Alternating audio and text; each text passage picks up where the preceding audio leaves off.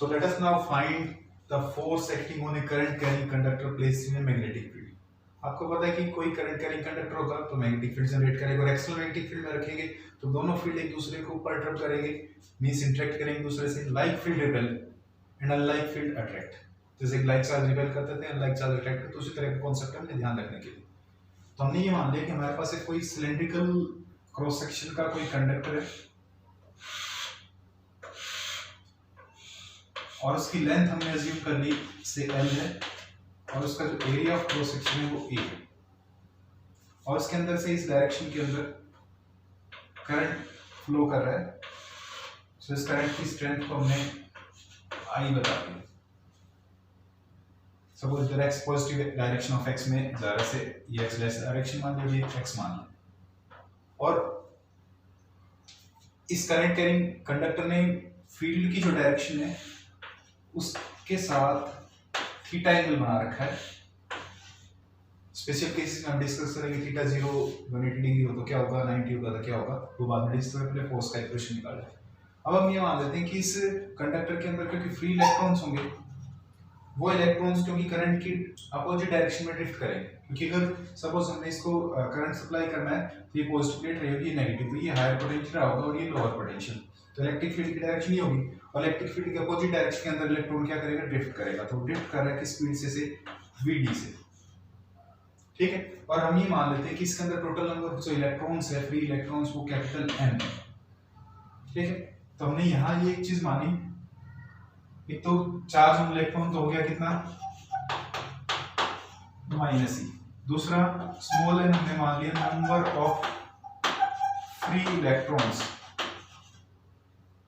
Number of free electrons per unit volume, per unit volume. कहने का मतलब small n आपके पास क्या है, total number of electrons divided by total volume, और वॉल्यूम आपके पास क्या होगा, area of cross section L है और length, area of cross section ये है और लेंथ L है. सो वो n is equal to capital N divided by A into L. So capital N will be small n into A into L. ये हमने equation number first मान ली. Total number of electron निकाल ली.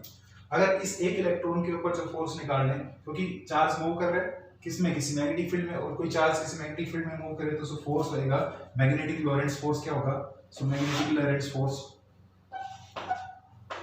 Magnetic Lorentz force on electron, that will be small f. लिख दिया. Formula होता है q into v cross b. यहाँ charge on electron आपके पास -e है, इलेक्ट्रॉन की ड्रिफ्ट स्पीड vd है, तो v की वैल्यू आपके पास vd cross b. That is equation number second. अब ये एक इलेक्ट्रॉन के ऊपर फोर्स है और total number of electrons, free electrons हमने कितने माने, n. तो टोटल नंबर ऑफ इलेक्ट्रॉन्स जितने भी हैं उनके ऊपर जो टोटल फोर्स होगा वो क्या होगा, force on the conductor. So total force, so force on the, total force या force on the conductor is due to the force on all free electrons, all free electrons inside conductor. Conductor के अंदर कितने free electrons है उन सब के ऊपर force निकालना. ठीक है, और सबके फोर्स की डायरेक्शन सेम होगी, तो टोटल रिजल्टेंट फोर्स आएगा, that will be capital F लिख दिया, that will be n into small f. That is equation number third. तो n की वैल्यू भी है हमारे पास, f की वैल्यू दोनों फर्स्ट और सेकंड से यूज करते हैं. So capital F is equal to आपके पास आया स्मॉल n की वैल्यू की, सो कैपिटल N की स्मॉल n a l, और f की वैल्यू आपके पास कितनी है, -e into vd cross b. So that is -e into vd cross b. That is equation number 4. इसको भी बाद में नंबरिंग डाल देते हैं, पहले और सॉल्व कर लेते हैं थोड़ा further. So f is equal to NaLe, ठीक है, और बाहर माइनस साइन लिख दिया और इसको लिख दिया vd cross B, that is equation number 4। अब एक बात ध्यान रखिए कि करंट की जो डायरेक्शन है उसके अपोजिट डायरेक्शन में इलेक्ट्रॉन ड्रिफ्ट कर रहा है। तो अगर करंट एलिमेंट हम अज्यूम कर लें एल लेंथ का, सो इफ एज रिलेशन होता है करंट और ड्रिफ्ट स्पीड के बीच में I is equal to n e a v d, d subscript में है। तो आप करंट एलिमेंट लिखें I L, वो क्या होगा n e a, और करंट एलिमेंट इधर की तरफ करंट की डायरेक्शन के अंदर एल लेंथ है तो वो ड्रिफ्ट स्पीड के अपोजिट डायरेक्शन, तो vd की जो डायरेक्शन उसके अपोजिट है, ये डायरेक्शन il की है आपके पास। तो आप il की जो डायरेक्शन होगी किधर होगी, vd के अपोजिट, अपोजिट का माइनस साइन, तो vd के क्या होगी अपोजिट। ठीक है, तो ये हमारे पास इक्वेशन नंबर बन गया 5। इसका मतलब इस एक्सप्रेशन के अंदर n ले लें, e ले लें, a ले लें और vd यहां ले लें और l को अंदर डाल दें। तो आप इसको थोड़ा सा रीअरेंज कर लेते हैं। तो then using equation 4, so f is equal to, देखिए क्या होगा, हमने लिखा माइनस n e a, ठीक है, और l को अंदर डाल दिया, vd को बाहर लिया। ठीक है, तो l को अंदर डाल देते हैं और vd को बाहर लेते हैं, n e a v d, और l को अंदर डाल दिया। ठीक है, ये हो गया l, ठीक है, और क्रॉस b। ठीक है, और ये टर्म आपके पास क्या बन गई, what is this term is il। ठीक है, अगर यहाँ इसको l भी लिखते हैं और यहाँ vd है, ठीक है, तो आप ये देखेंगे ये जो पूरी टर्म अंडरलाइन जो मैं कर रहा हूँ, minus n e a l v d minus n e a v d और l को छोड़ करके, ठीक है, तो वो क्या बन जाएगा आपके पास, दैट इज i l। तो l तो ये रहा, तो इसके साथ ये टर्म बन गई i l और क्रॉस b। इसको ऐसे लिखें i l क्रॉस b। तो आपके पास जो फोर्स का फार्मूला बना वो आपके पास ये बन गया, और F is equal to I L cross B. Means इस फोर्स की डायरेक्शन क्या होगी, आई एल से बी की तरफ घुमाव करेंगे, आई एल से क्रॉस करेंगे बी की तरफ, उस डायरेक्शन में होगी। इसकी डायरेक्शन किससे दी जाएगी, by the right hand thumb rule या right handed corkscrew rule, right handed corkscrew rule. इससे पता चल सकती है आई एल से बी की तरफ घुमाव करें, आई एल से की तरफ घुमाव करें बी की तरफ, या आई क्रॉस जे, जे क्रॉस के, उस डायरेक्शन से भी हम निकाल सकते हैं इस फोर्स की डायरेक्शन। तो हमारे पास इसको अगर मैग्नीट्यूड में लिखें तो मैग्नीट्यूड का फोर्स होगा F is equal to I L cross B को एक्सपेंड करेंगे तो आई एल बी और कितना साइन थीटा, से इक्वेशन नंबर 7। और डायरेक्शन किधर होगी, आई एल से क्रॉस की तरफ बी की तरफ। और ये भी बात ध्यान रखने की जो फोर्स है, यहाँ पे ये देता हूँ मैं, ये फोर्स है, ये फोर्स परपेंडिकुलर होगा किसके, आई एल के भी और बी के भी। जिस प्लेन के अंदर करंट एलिमेंट और मैग्नेटिक फील्ड कंफाइंड है उस प्लेन के परपेंडिकुलर डायरेक्शन में ये फोर्स एक्ट करेगा। तो इसमें अगर केस ले लें, केस फर्स्ट, अगर आपके पास थीटा 0 डिग्री या 180 डिग्री हो, मींस करंट एलिमेंट या करंट कैरिंग कंडक्टर आपके पास फील्ड के पैरेलल या एंटी पैरेलल लाई कर, तो साइन की वैल्यू कितनी होगी, 0 हो जाएगी, साइन 0 भी 0, साइन 180 भी 0। सो देन फोर्स कितना आएगा, दैट इज 0। ये आपके पास मिनिमम फोर्स एक्ट करेगा, means no force act, that is no force acts on conductor lying on the field, lying along the field, field के along लाई करता है। केस सेकंड ले लिया हमने, अगर थीटा कितना हो 90 डिग्री तो साइन 90 होता है आपके पास 1, तो जो फोर्स है वो मैक्सिमम होगा, और मैक्सिमम फोर्स होगा I into L into D, sine 90 हो गया 1, तो फोर्स का जो मैक्सिमम होगा वो होगा आई एल बी, और इसके डायरेक्शन किससे दी जाएगी, given by right hand thumb, ठीक है, जिसको हम ऐसे लिखेंगे आई एल से बी की तरफ घुमाओ, ठीक है, या इसको एक रूल जिसको हम राइट हैंड पाम रूल से लिख सकते हैं, पाम रूल। ये कहता है कि अगर हम अपने राइट हैंड की बात करें, स्ट्रेट कंडक्टर का रूल यूज करते थे best of luck, current thumb से और मैग्नेटिक फील्ड फिंगर से। तो हमने क्या लिखा, करंट तो थंब से और मैग्नेटिक फील्ड किससे, फिंगर से। करंट थंब से और मैग्नेटिक फील्ड किससे, फिंगर से। कांग्रेस का सबके साथ, ठीक है ऐसे।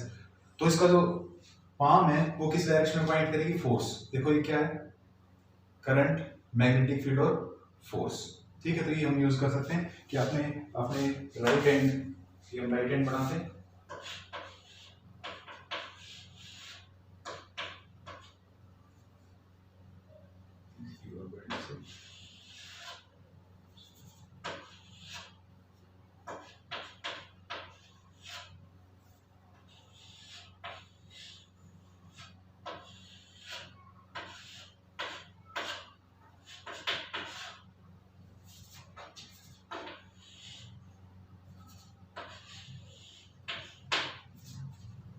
तो ये आपके पास था B और ये था I।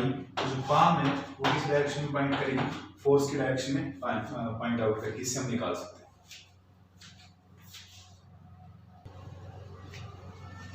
So now let us discuss the force between parallel conductors।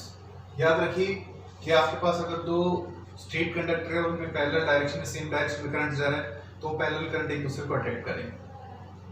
और अगर उनमें अपोजिट डायरेक्शन में करंट जा रहा है तो वो रिपेल करेंगे। Parallel current attracts and anti parallel currents repel. ये हमने यहाँ पे प्रूव करना, उनके बीच में जो फोर्स एक्सर्ट करेगा उसका और फोर्स पॉइंट लेंथ का एक्सप्रेशन निकालना, और उसके बाद हेंस डिफाइन 1 एम्पीयर। ये आपके पास पहले बोर्ड एग्जाम में 2010 में आया होगा फॉर आर्टिकल एचएस, आपके 5 मार्क क्वेश्चन में। तो ये ध्यान रखना है, इंपॉर्टेंट आगे टॉर्क एक्सपीरियंस निकालेंगे तो उसमें भी ये फॉर्मूला यूज होगा। देखिए कैसे आप ये मान लें कि हमारे पास दो कंडक्टर हैं और वो पैरेलल है, 3 इनफाइनाइट कंडक्टर मान लिए। एक को C1D1 नाम दे दिया हमने और दूसरे को हमने C2D2 नाम दे दिया, और उनके अंदर जो करंट जा रहा है से I1 पहले के अंदर और I2 दूसरे के अंदर। तो पहले पैरेलल करंट का केस ले रहे, पैरेलल करंट अट्रैक्ट करेंगे ये चीज निकालने के लिए, और उनके बीच में जो सेपरेशन है वो R मान लिया, और हमने कहा कि इनको वैक्यूम में एयर में रख दिया हमने। तो अब जब इस करंट का I1 की बात कर रहे हैं, ये करंट अपने सराउंडिंग में एक मैग्नेटिक फील्ड क्रिएट करेगा, और उसको किससे देंगे, राइट हैंड थंब रूल से। राइट हैंड थंब रूल कैसे, बेस्ट ऑफ लक, करंट को थंब से, मैग्नेटिक फील्ड को कर लो फिंगर से। इसका मतलब मैग्नेटिक फील्ड लाइंस इधर की तरफ तो इनवर्ट कर्ल करेगी और यहाँ बाहर की तरफ घूम करके आएंगे। तो इसका सराउंडिंग में जो मैग्नेटिक फील्ड लाइंस होगी वो इस तरह से होंगी, यहाँ तो इनवर्ट, यहाँ आउटवर्ड, यहाँ इधर की तरफ होगी इनवर्ट, इधर की तरफ चलेंगी, यहाँ आउटवर्ड। तो इसका मतलब अगर ये घूम करके यहाँ तक आएंगी तो इस पॉइंट पे फील्ड कैसा होगा, इनवर्ड। इनवर्ड का मतलब इधर की तरफ। मींस इस कंडक्टर के ऊपर जो C2D2 इसके ऊपर फील्ड किसका, इसका करंट का, पहले के करंट का फील्ड कितना हो, V1, वो एक्ट करेगा, और इसके अंदर करंट कितना जा रहा है, ये I2 जा रहा है इधर की तरफ। तो फोर्स की डायरेक्शन हम कैसे निकालें, IL से किधर घुमाव करें, B की तरफ। तो अगर हमारे पास ये IL है और IL से घुमाव करें B की तरफ, तो IL से B की तरफ घुमाव करते थे, उसी IL था, तो IL से अगर ये हमारे पास करंट है और ये मैग्नेटिक फील्ड है, ये करंट है और ये मैग्नेटिक फील्ड है, तो IL से घुमाव करें B की तरफ, तो फोर्स की डायरेक्शन किधर आएगी, इधर की तरफ आएगी, ठीक है। या फिर ऐसे नहीं निकालते तो आप फ्लेमिंग्स लेफ्ट हैंड रूल करके भी निकाल सकते हो। वो क्या कहता है, FB और I, FBI, F पता करना है, B और I। तो B किधर है, इनवर्ड है, I इधर की तरफ है क्या, नहीं। I नीचे की तरफ है क्या, नहीं। I किधर, ऊपर की तरफ है ना, ऊपर की तरफ। तो ये हो गया FB और I। तो I भी पकड़ लिया, B भी पकड़ लिया हमने। F थंब को ओपन करो, थंब ओपन किया तो इधर की तरफ। इसका मतलब इसके ऊपर जो फोर्स एक्ट करेगा किस पे, सेकंड कंडक्टर पे, ये होगा F2। ऐसी फोर्स किस पे एक्ट करेगा, I2 करंट की कारण से जो फील्ड एक्ट करेगा किसके ऊपर से, I1 के ऊपर। तो इसका मतलब ये हुआ कि आप फोर्स निकाल रहे हैं पहले किसके ऊपर, सेकंड के ऊपर, due to the current in the first. तो जब करंट फर्स्ट के अंदर जाएगा तो इसका फील्ड क्रिएट होगा कितने डिस्टेंस पे, R डिस्टेंस पे, इस पॉइंट पे P पे। तो आपने लिखा मैग्नेटिक फील्ड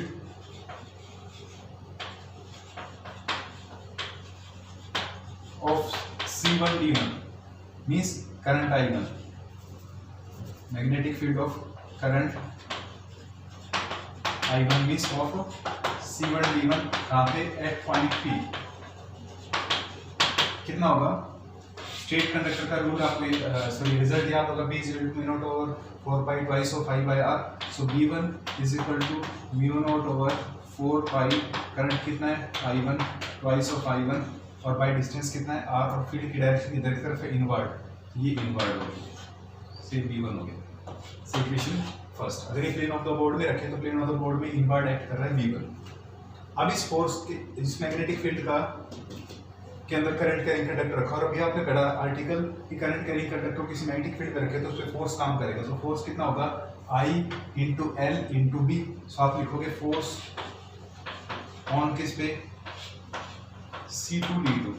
C2D2 पे किसके कारण से due to the field B1 field जो किसका है ऑफ किसका है C1D1 का वो कितना होगा सेकंड के ऊपर फोर्स F को लिख दिया कितना होगा I into L into B expression होता था फोर्स सेकंड पे निकालना सेकंड फोर्स किसके कारण से करंट तो सेकंड का ही लेकिन फील्ड किसका है पहले का फील्ड तो किसका है पहले का करंट किसका है खुद का दूसरे का ठीक है तो फोर्स दूसरे पे निकालो तो करंट भी दूसरे का लेकिन फील्ड किसका होगा पहले का होगा इस वैल्यू को अगर लिखते हैं तो फोर्स आपके पास F2 आ गया that is equal to I2 L into B1 और B1 की वैल्यू कितनी है that is mu naught over 4 pi twice of I1 by तो ये आपके पास फोर्स आया नेट फोर्स सेकंड कंडक्टर के ऊपर वो आ गया mu naught over 4 pi twice of I1 I2 by R और इनटू L अगर हम force on the unit length निकालें फोर्स ऑन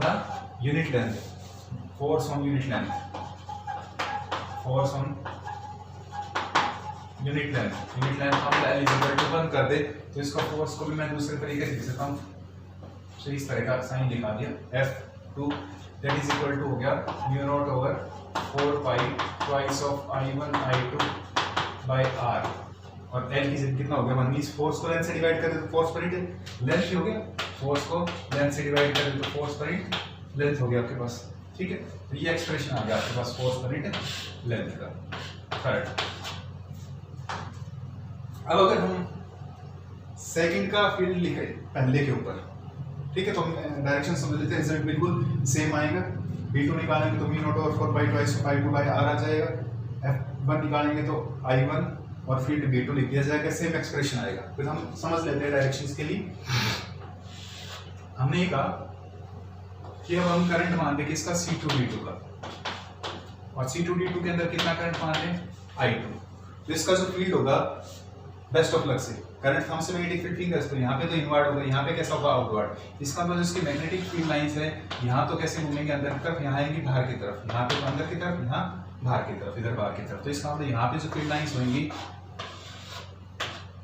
बाहर की तरफ इधर की तरफ बाहर की तरफ तो इस पॉइंट पे जो फील्ड आएगा वो कैसा आएगा ऐसे बाहर की तरफ ठीक है तो फील्ड की जो डायरेक्शन होगी ये होगी कौन B2 ठीक है करंट किधर जा रहा है I1 इधर जा रहा है ठीक है तो Fleming's left hand rule use कर ले F B और I तो F तो बाद में निकाल लेते उसको बंद कर लिया हमने ठीक है B दिखाइए किधर की तरफ बाहर की तरफ है I किधर की तरफ है ऊपर की तरफ तो फोर्स किधर आ गया आपके थंब के अकॉर्डिंग आ गया ठीक है तो वो इसके ऊपर फोर्स की डायरेक्शन ही होगी या फिर हम IL से B की तरफ घुमाव करें तो IL था ये तो IL से B की तरफ घुमाव किया तो फोर्स की डायरेक्शन आ गई है force on first that is F1 तो इसका मतलब हुआ कि I1 करंट ने I2 को अपनी तरफ खींचा और I2 करंट ने I1 को अपनी तरफ खींचा इस पैरेलल करंट ने एक दूसरे को क्या किया अट्रैक्ट किया इसका भी फोर्स पर लेंथ अगर निकालेंगे तो वो आपके पास सेम आएगा that is equal to F2 force जो निकालोगे सॉरी F1 वो आएगा mu naught over 4 pi twice of I1 I2 bye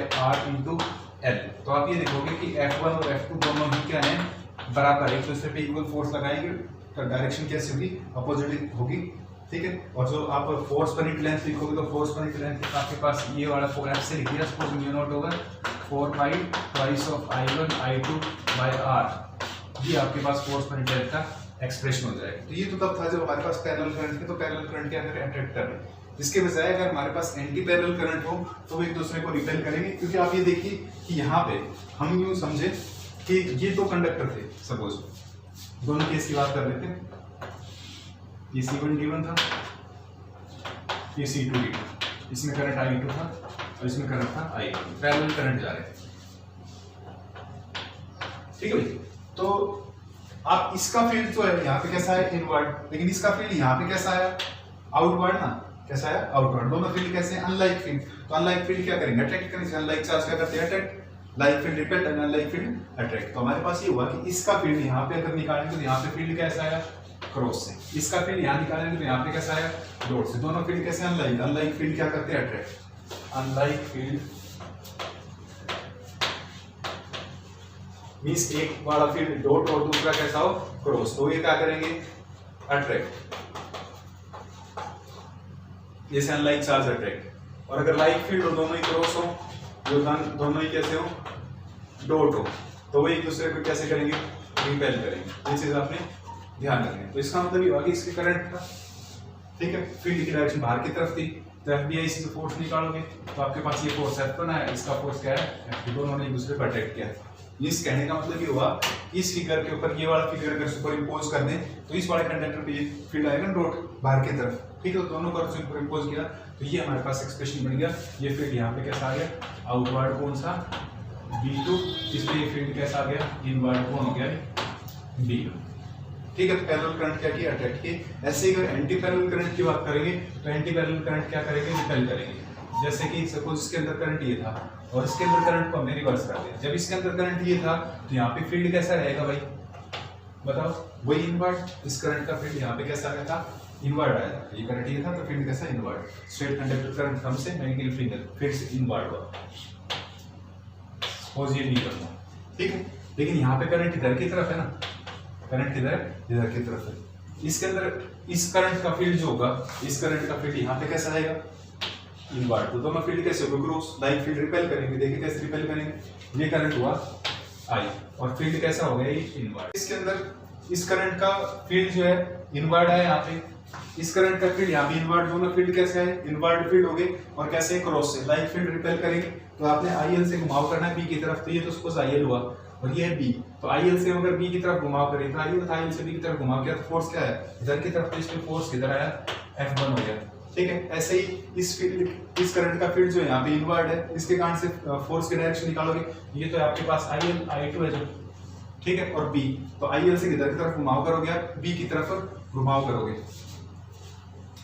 ठीक है। तो ये IL है और IL से B की तरफ घुमाव किया तो फोर्स की डायरेक्शन क्या होगी ऐसे बाहर की तरफ, तो ये दोनों फोर्सेस एक दूसरे को क्या कर रहे हैं रिपेल कर रहे हैं, ठीक है। तो ये कैसे फील्ड थे लाइक फील्ड, दोनों कैसे थे क्रॉस थे, तो क्या किया इन्होंने रिपेल किया, और ये दोनों कैसे थे अनलाइक थे डॉट थे क्रॉस थे, तो इन दोनों ने क्या किया अट्रैक्ट किया, ठीक है। इस फॉर्मूले का जो फोर्स पर यूनिट लेंथ का है, इसको जो हमारे पास इलेक्ट्रिक करंट की SI यूनिट होती है, कौन होती है SI यूनिट एम्पियर, तो डेफिनेशन ऑफ 1 एम्पियर निकाल सकते हैं।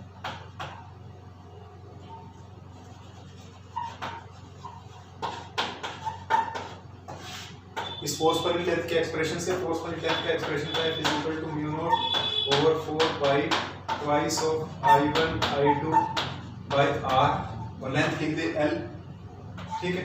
तो अगर लेंथ को इधर डिवाइड कर देंगे तो force per unit length means L1 ले लिया, तो अगर आप ये कहते हो कि हमारे पास I1 और I2 वो 1 एम्पियर हो और R कितना हो 1 metre, then F is equal to होगा mu naught over 4 by Q into 10 raised to power minus 7 2 into 1 into 1 divided by 1, so it means that ये आपके पास क्या है, what is this, this is force per unit length, force per unit length क्योंकि length को यहाँ पे 1 कर दिया हमने, तो ये force per unit length कितना आएगा 2 into 10 raised to power minus 7, force तो होता है न्यूटन में बट न्यूटन पर मीटर, क्योंकि लेंथ कितनी ले ली हमने 1, तो फोर्स पर लेंथ कितना है 2 into 10 raised to power minus 7 Newton पर मीटर। तो इसका मतलब यदि आपके पास दो कंडक्टर हो इनफाइनाइट लेंथ के, negligible area of cross section के, वैक्यूम में 1 मीटर की दूरी पे आपने रख दिया और उनके अंदर कुछ करंट फेड किया, तो वो अगर एक दूसरे को रिपेल करे कितने फोर्स से 2 into 10 raised to power minus 7 Newton पर मीटर के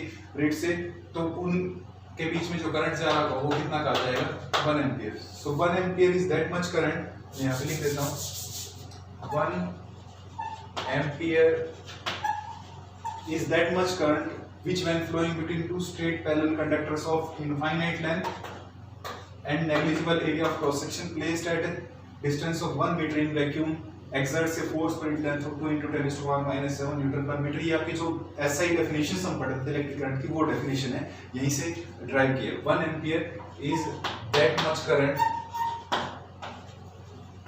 1 ampere is that much current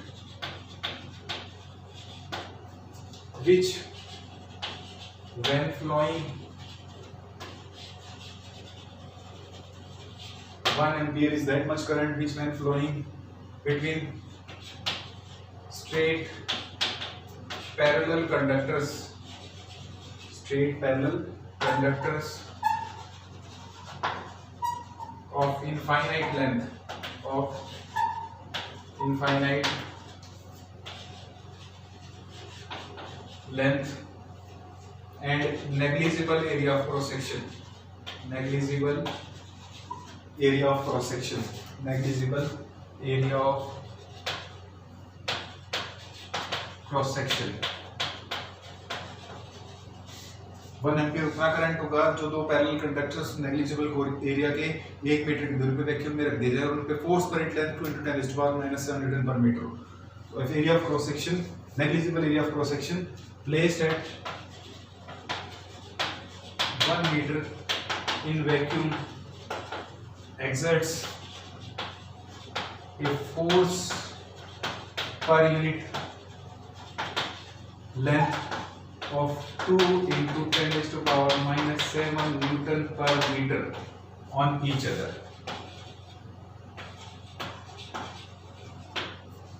कहने का मीनिंग ये हुआ कि आप दो बारीक तार ले लीजिए और उनको 1 मीटर की दूरी पे वैक्यूम में रख दें और इनफाइनाइट लेंथ के हो और बिल्कुल नेग्लिजिबल बारीक तार हो और उनके अंदर आप करंट डालिए। तो हम करंट डालेंगे, फोर्स चेक करेंगे, वो फोर्स कभी आया 1.5 × 10⁻⁻4 न्यूटन, तो वो करंट 1 एम्पियर नहीं है। फिर करंट की स्ट्रेंथ को चेंज किया, फिर फोर्स नोट किया, फिर करंट की स्ट्रेंथ को चेंज किया, फोर्स नोट किया। जब वो फोर्स पर लेंथ आपके पास 2 × 10⁻⁻7 न्यूटन पर मीटर हो जाए तो इसका मतलब जो भी करंट उनके अंदर फीड किया गया है वो करंट अब कितना है, 1 ampere. So this is the SI definition, SI definition of an ampere।